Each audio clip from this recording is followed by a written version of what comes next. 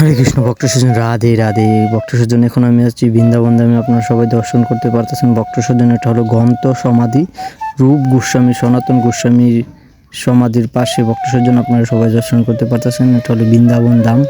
আপনারা এখানে সনাতন গোস্বামী বসে ভজন করতেন ভক্ত সজ্জন। এই সেই গ্রন্থ সমাধি আপনারা সবাই দর্শন করতে পারতেছেন ভক্ত সজ্জন। গ্রন্থ সমাধি কি? গ্রন্থ সমাধি হলো আপনার সনাতন গোস্বামী, রূপ গোস্বামী, জীব গোস্বামী, স্বর গোস্বামী ছিল।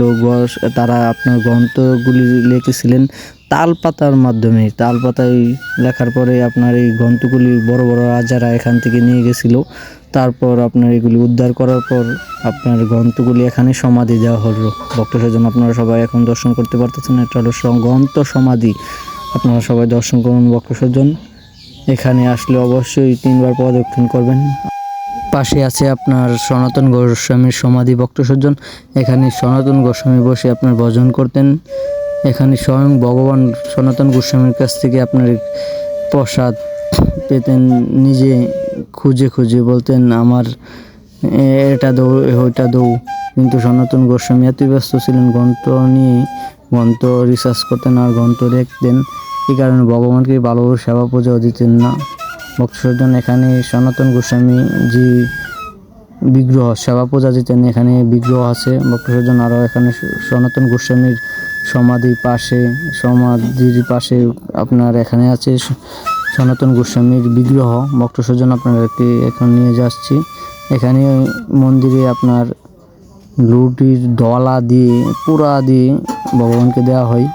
এই প্রসাদ এখানে পেতে পারবেন ভক্ত সজ্জন।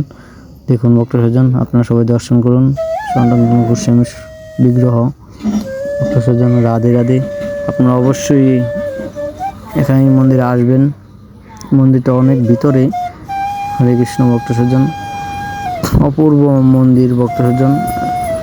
হরে কৃষ্ণ, হরে কৃষ্ণ ভক্ত সজ্জন। আপনার সনাতন গোস্বামী আর রূপ গোস্বামী ছিলেন তারা 2 ভাই, শেখর মল্লিক আর দমির খাঁ।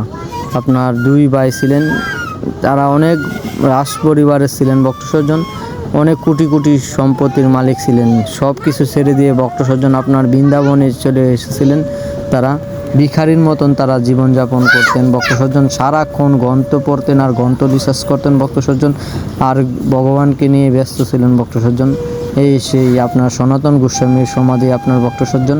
আপনারা সবাই দর্শন করতে পারতেছেন। হরে কৃষ্ণ ভক্ত সজ্জন। দেখুন কি অপূর্ব স্থান, নীরব পরিবেশ।